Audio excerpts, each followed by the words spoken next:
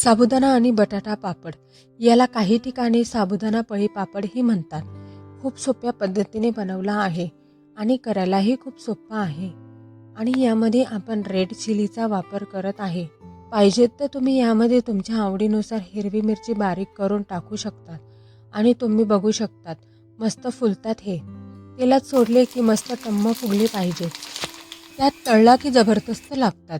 एकदम चटपटीत ही रेसिपी नक्की ट्राय करा.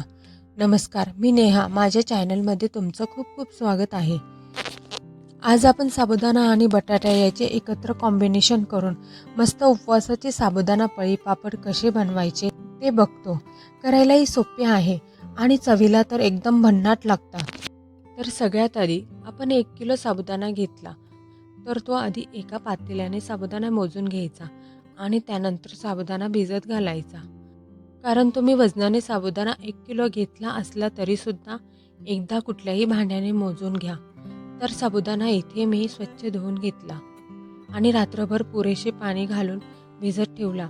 आता इथे मी हा साबुदाणा रात्रभर भिजत ठेवला होता. तुम्ही बघू शकता आपला साबुदाणा छान फुललेला आहे. बघा किती छान मोकळा झाला आहे. तर आता 1 किलो साबुदाणा असेल तर मीडियम आकाराचे 5 बटाटे घालायचे. अगदी योग्य प्रमाण आहे. आता सगळ्यात आधी आपल्याला साबुदाणा पाण्यात भिजवून घ्यायचा आहे. पण इथे आपल्याला पाण्याचं प्रमाण व्यवस्थित घेणं गरजेचं आहे. तर आपण या पातेल्याने कोरड्या साबुदाणा घेतला बरोबर. आता याच पातेल्याने साबुदाणाच्या 5 पट पाणी घालायचे आहे. मी आता मोठं पातेलं गरम करायला घेतलं. यामध्ये 5 पातेले भरून पाणी टाकायचे आहे. तर आता बरोबर 5 पट पाणी गरम करायला ठेवले.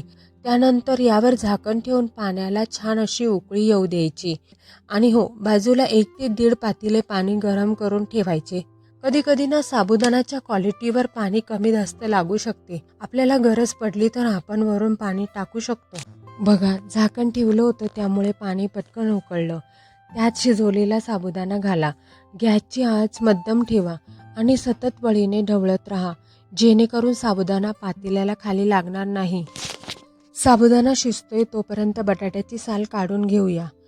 बटाट्याचे प्रमाण तुम्हाला वाटले कमी करायचे आहे तरीसुद्धा चालेल. बटाटे घेताना मीडियम बटाटे घ्यायचे म्हणजे किस व्यवस्थित असा पडतो. बटाटे किसण्यासाठी इथे मी मोठ्या होलाची किसणी घेतली आहे. किसताना बघा असं दाबून शेवटपर्यंत न्यायचं आहे. म्हणजे कसं अगदी बारीक किस होणार नाही. बारीक किसणी वापरू नका. मोठ्याच किसणीचा वापर करा. त्यामुळे किस आपल्याला पापडामध्ये खूप छान दिसतो. आता हा किस पाण्यात टाकून घेऊ. त्यानंतर 3 ते 4 वेळा स्वच्छ धुवून घ्यायचा. त्यामुळे बटाट्यामधील टार्च निघून जाते. एक 10 ते 15 मिनिट साबुदाणा मंद आचेवर शिजवून घेतल्यावर आता बघा साबुदाणा पारदर्शक होऊ लागला. म्हणजे तो अर्धा कच्चा आहे. म्हणजे तो पूर्णही शिजला नाही. तर यामध्ये घालू बटाट्याचा किस. फक्त पाण्यातून छान निथळून घ्यायचा. थंड पाण्यासोबत पातेल्यात टाकू नका. याला चांगलं मिक्स करूया. बटाटा घातल्यावर मिश्रण थोडे घट्ट होऊ लागते. त्यामुळे पळीने व्यवस्थित एकजीव करू जेणेकरून साबुदाणा आणि बटाटा नीट मिसळले जातील. हे मिश्रण 10 मिनिटे चांगलं शिजवू. फक्त अधूनमधून छान असं हलवून घ्यायचं. मी तुम्हाला इथे एक टिप सांगणार आहे. जर तुमचं मिश्रण खूप जास्त पातळ झालं असेल तर एका वाटीने साबुदाणा घेऊन मिक्सरमध्ये बारीक करून घ्या. त्यानंतर त्या पिठात थोडं पाणी घालून गुठळ्या विरघळून घ्या आणि हे पीठ गरम मिश्रणात हळूहळू सोडा. त्यानंतर पुन्हा काही वेळ शिजवून घेतल्यास मिश्रणाला हवा तसा घट्टपणा येईल. आता आपलं मिश्रण शिजलं आहे. यात आपण लाल मिरची किंवा हिरवी मिरची बारीक करून ही घालू शकता. मीठ चवीप्रमाणे. मीठ घालताना जरा कमीच घाला. कारण आता हे बरोबर वाटतं पण सुकल्यानंतर ते खारट लागतं. त्यामुळे जरा कमीच मीठ घाला. आणि जिरे सगळ्यात शेवटी घाला. जिरे शेवटी घातल्यामुळे पापडाचा रंग लालसर होत नाही. तो पांढराच राहतो.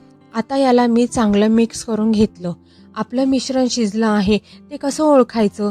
एका प्लेटमध्ये मिश्रण टाकायचं आणि असे गोल फिरवायचे. ते पसरत नाही. असं राहतं.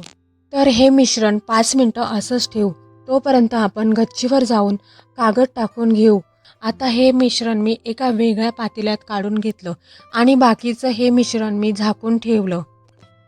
हे पळी पापड शक्यतो प्लास्टिक पेपरवरच टाका, साडीवर टाकू नका, कारण ते साडीला चिटकून बसतात. पळीने थोडे थोडे मिश्रण घेऊन पेपरवर गोलकार पसरवा.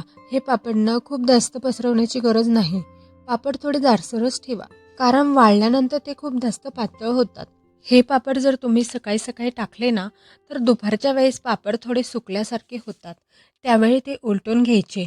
खूप वेळ तसेच ठेवले ना, तर ते एकाच बाजूला तसेच राहतील. त्यामुळे ते उलटून घ्यायचे. हे पापड कडक उन्हात छान 2 दिवस चांगले वाळून घ्यायचे.